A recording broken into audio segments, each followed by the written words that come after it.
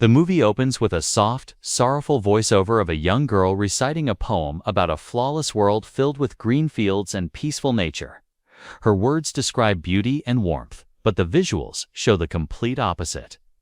It's a freezing night in the remote wilderness of Wyoming, close to the Wind River Indian Reservation. A Native American girl is seen crying as she desperately runs barefoot through deep snow, struggling to survive the brutal cold. The movie then shifts to the following day, introducing a quiet and withdrawn man named Cory Lambert. He works as a hunter for the Fish and Wildlife Department, tasked with tracking and killing dangerous predators. Fully dressed in white camouflage, Cory takes down a wolf with calm precision, showing his experience in the harsh terrain. Later, he visits his ex-wife and Lander to pick up their son Casey. Although they're separated, their interaction is respectful, and it's clear both parents are extremely protective of their child.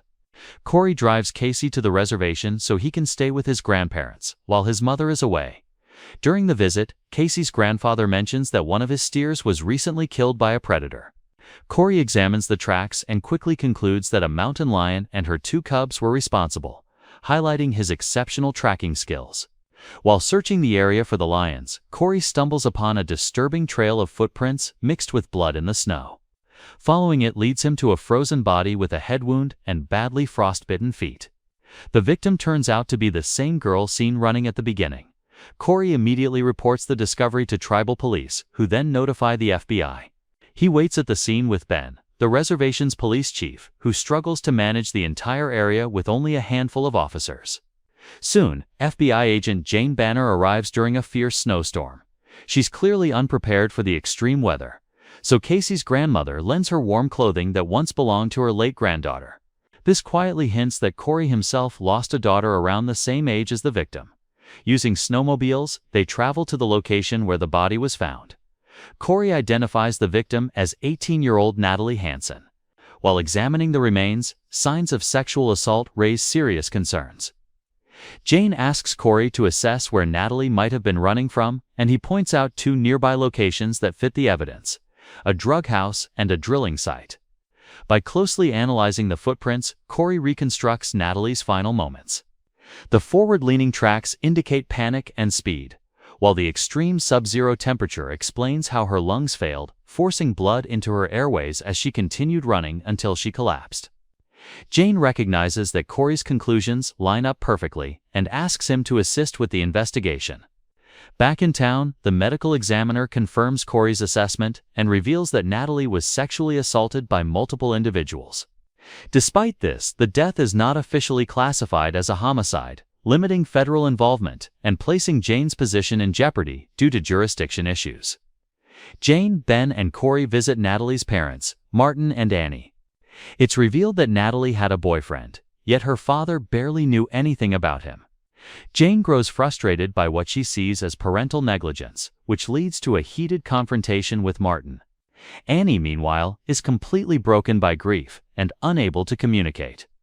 Cory, who turns out to be a close friend of Martin, connects with him on a deeply personal level, sharing his own experience of losing a daughter and helping him confront his pain rather than avoid it. Overwhelmed by grief and anger, Martin quietly asks Cory to take revenge, knowing Cory feels the same unspoken drive. Following new leads, Cory, Jane, and Ben head to the closest building near the crime scene, a rundown house belonging to a known drug addict named Sam Littlefeather.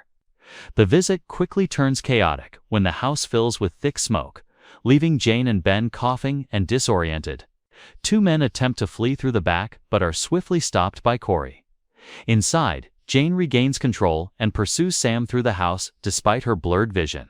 Sam suddenly opens fire, but Jane manages to shoot him first, killing him instantly. It's later revealed that one of the men inside the house was Natalie's brother, Chip Hansen, who is struggling with addiction. Upon learning about his sister's death, he breaks down emotionally. While his words are vague, they give Jane an important clue.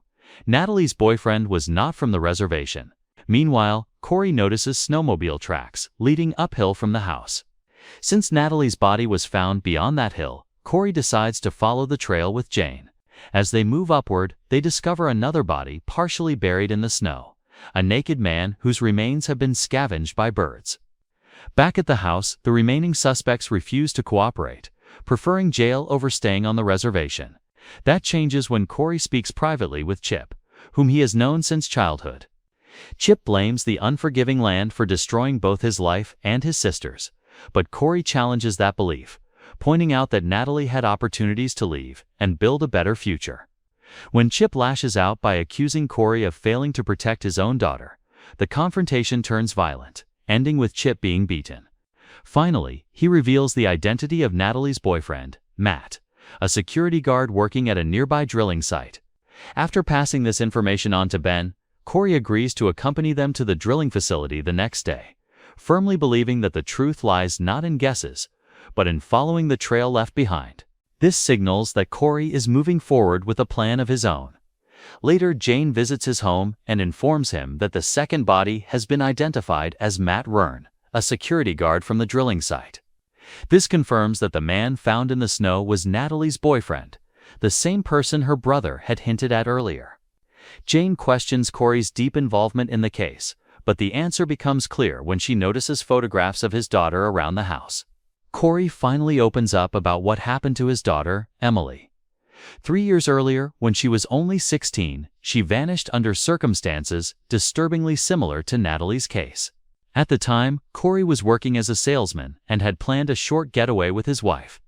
That night, they were informed that Emily was missing, her disappearance reported by Natalie, who had been her closest friend. The story ends in tragedy, as Emily was later found dead, her body ravaged by wild animals. Cory admits he has spent years burying his grief, but the weight of it finally breaks him. The loss explains not only his divorce, but also his decision to become a hunter. Whether to track animals or to chase the people responsible was never entirely clear. Shaken by what she's learned, Jane steps away to collect herself. While inside the house, she discovers one of Emily's poems, revealing that she was a talented writer. It becomes clear that the poem heard at the beginning was Emily's voice, tying the story full circle. The next day, Cory returns to the hillside to re-examine the area where Matt's body was found. At the same time, Jane and Ben travel to the oil drilling camp with 4 deputies. They're met by the head of security, who claims Matt has been missing since a recent argument with his girlfriend. Jane quickly notices bruises on his face, along with similar injuries on several other guards, who arrive shortly afterward. Their explanation that the injuries came from snowmobiling accidents does little to ease her suspicions. As they approach Matt's trailer, Jane tests the guards by feeding them false information, claiming Natalie survived and reported her boyfriend missing. The reaction gives her away immediately, especially when it becomes clear the guards already knew Natalie was dead, despite the body's identity never being publicly released. Tension escalates as the deputies realize they're being surrounded. Weapons are drawn, and a standoff nearly erupts before Jane asserts control and forces everyone to stand down. Jane approaches Matt's trailer, knocking repeatedly. At that moment, the story cuts back to Natalie's final night. She arrives at the trailer and is welcomed inside by Matt. The two share a quiet, intimate moment, talking about their future together. Their peace is shattered when several intoxicated coworkers arrive uninvited. What starts as crude teasing quickly turns aggressive. Racial insults are thrown, tempers flare, and the situation spirals out of control. Violence erupts, leaving both Matt and Natalie injured and helpless. Natalie eventually regains consciousness, long enough to realize she's in immediate danger. With no way to save Matt, she runs into the freezing night in a desperate attempt to survive. The same run that ultimately leads to her death. Back in the present, Jane continues pounding on the trailer door, identifying herself. Meanwhile, high above in the mountains, Cory spots fresh snowmobile tracks connecting the drilling site to the location where Matt's body was found.